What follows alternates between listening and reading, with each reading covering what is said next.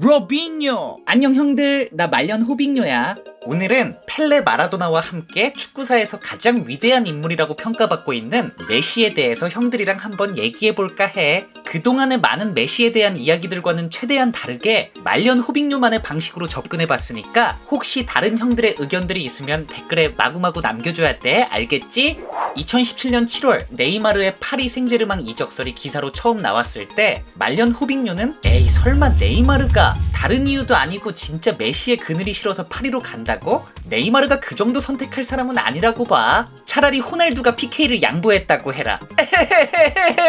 하면서 1도 믿지 않았어. 하지만 내 생각은 완벽히 틀렸고, 네이마르는 2017년 8월 본인이 바르셀로나에 이적 요청을 함으로써 2,891억 원에 파리 생제르맹으로 이적했어. 이는 최고 이적료였던 폴 포그바의 기록의 2배가 넘는 금액이었지. 아무리 돈을 많이 준다고 해도 이건 이제 전성기가 지난 선수들이 해온 패턴 아니었나? 이런 사례가 있었나? 최고 전성기 궤도에 있는 선수가 한 단계도 아닌 비교적 두세 단계 낮은 리그 수준으로의 이적이? 잘하던 선수가 더 잘하는 선수에게 밀려 다른 팀으로 이적하는 경우는 봤어도 그동안의 이적들과는 확연히 다른 경우였어. 도대체 네이마르는 바르셀로나에서 무슨 일이 있었기에 이런 초강수를 뒀을까? 네이마르는 처음 바르셀로나로 올 때 자신이 조금만 성장하면 최소 메시와 어깨를 나란히 할 생각으로 입성을 했을 거야. 하지만 메시의 벽은 생각했던 것보다 많이 높았고 적어도 같은 팀에서는 내가 실력으로 메시의 위상을 뛰어넘을 수가 없겠구나 라고 느낀 것 같아. 그리고 결정적으로 한 팀 안에서 브라질의 넘버원 에이스가 최대 라이벌 아르헨티나의 넘버원 에이스 밑에 깔려있다? 이걸 네이마르가 용납하기 힘들었던 거지. 브라질 국민들도 마찬가지고. 그래서 네이마르는 오직 메시를 한 번이라도 뛰어넘어보기 위해 세계 최고 이적료를 지불할 수 있고 메시보다 더 높은 주급을 약속받을 수 있는 파리 생제르맹으로 향할 수밖에 없었겠구나 라는 생각이 들었어. 네이마르 입장에서 그동안의 바르셀로나 생활을 들여다보면 네이마르와 메시가 오른쪽이냐 왼쪽이냐만 다를 뿐이었지 결국 팀에서 맡은 역할은 같았단 말이야. 무엇이든 2개 이상이면 비교될 수밖에 없듯이 메시와 함께하면 할수록 같이 뛰면 뛸수록 네이마르는 비교당할 수밖에 없었고 비교당하면 항상 뒤처지는 사람은 네이마르고 메시는 MVP, 리그 챔스 득점왕 거기다 발롱도르까지 수상하면서 더 이상 상생의 문제가 아니었던 거지. 네이마르는 점점 자신감이 떨어질 수밖에 없고 정체성의 혼란까지 올 수 있는 상황이었을 것 같아. 그제서야 네이마르의 이적이 이해가 되더라고. 전 세계에 수많은 메시에 대한 설명이 있지만 이런 전현무후무한 네이마르의 이적이 또 하나의 메시에 대한 설명이라고 생각해. 상대팀 선수들 파괴를 넘어서 같은 팀 선수마저 파괴시키는, 그것도 브라질의 넘버원 에이스를 말이야. 물론 메시의 잘못이라는 말은 절대 아니야. 네이마르의 큰 야망도 한몫한 거지.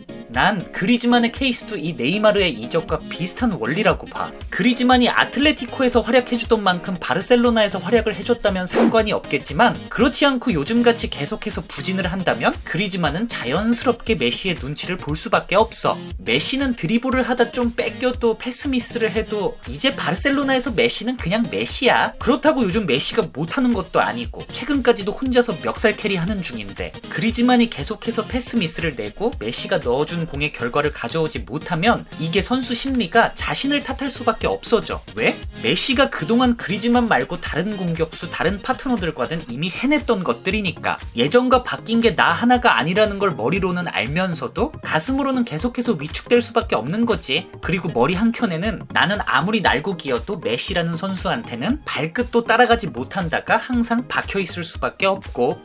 이게 축구를 해보니까 이건 부정할 수 없는 남자란 동물의 본능이자 축구의 모든 인생을 갖다 바친 사람으로서 느끼는 당연한 감정이라고 생각해.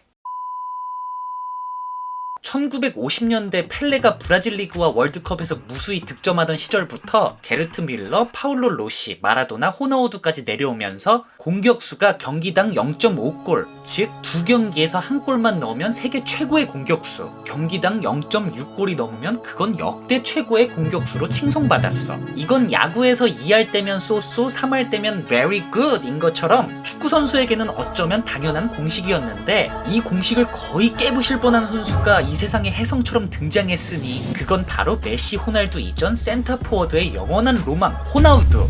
PSV에서 2시즌 동안 57경기 54골로 경기당 0.94골, 바르셀로나에서 49경기 47골로 경기당 0.95골을 넣으면서 와, 축구가 이럴 수도 있구나 라는 충격을 안겨다준 기억이 있어. 그래도 경기당 한 골이라는 공식은 깨지지 않았었기에 그래도 하늘의 신은 존재하구나 라는 생각을 했었지. 그런데 바르셀로나에서 메시가 딩요 후계자로 슬금슬금 기어 나오더니 07-08 시즌 40경기 39득점으로 경기당 0.97골을 기록하더니 다음 시즌 08-09 시즌에서 51경기 52득점으로 드디어 마의 경기당 한 골이라는 경이로운 기록을 세우게 됐지. 당시 나도 한창 선수로 활동하고 있을 때라 이 메시의 플레이들과 기록이 피부에 직접적으로 와닿았었는데 그동안 내가 알고 있던 축구는 축구가 아니었다는 느낌? 뭐 펠레 선배님이야 나와 너무 다른 시대에 활동하셨으니까 그러려니 했는데 내가 멀쩡하게 눈을 뜨고 있는 세상에 이런 일이 벌어지니까 TV로 보면서도 한동안 믿을 수가 없었어. 그 후에도 계속해서 한 시즌에 40골, 50골, 60골 제발 그만! 결국 메시는 멈출 줄을 모르고 11-12 시즌 60경기 73골로 경기당 1.21골을 기록하면서 나는 메시는 올타임 넘버원이고 앞으로도 이런 선수는 나오지 않겠구나 라는 확신을 한 계기가 됐어. 혹시나 이 기록을 보고 바르셀로나 스쿼드빨이다 리그 양악이다는 말은 한참 벗어났다는 생각이 들어.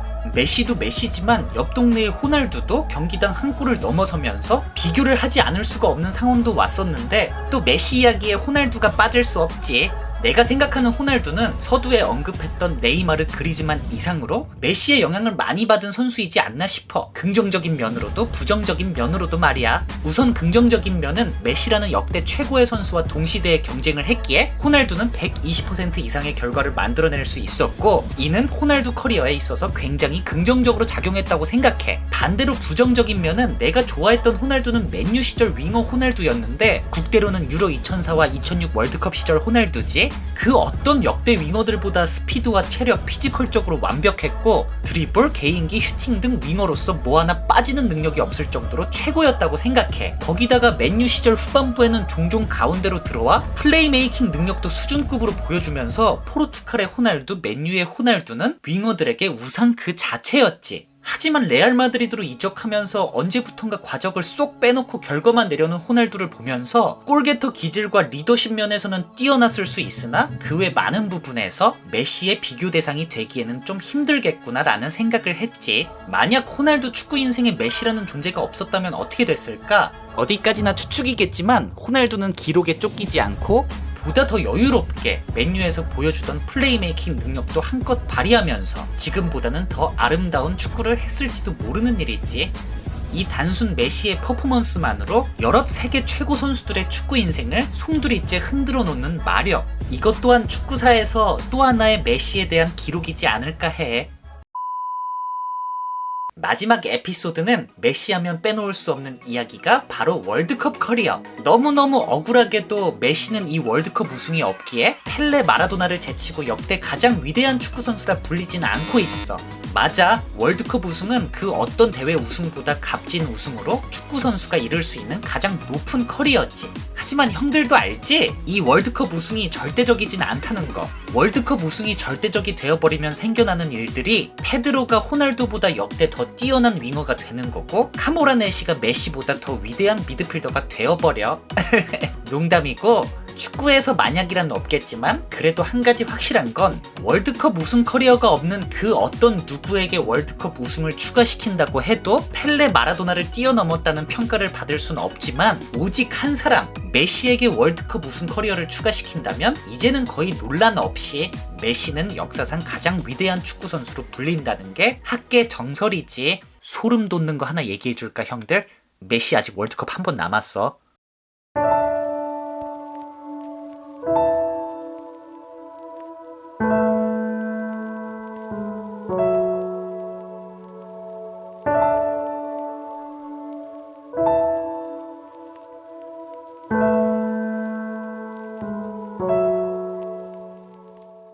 오늘 형들과 마치 카페에서 대화한 것처럼 시간이 간 것 같은데 형들은 어땠어? 형들에게 한 번쯤은 꼭 들려주고 싶던 지극히 개인적인 메시에 대한 오피니언이었어. 공감하는 부분도 있고 뭔 개소리인가 싶기도 했지? 그렇다고 너무 나 미워하진 말고 그냥 저렇게 생각하는 사람도 있구나 정도로 알면 될 것 같아.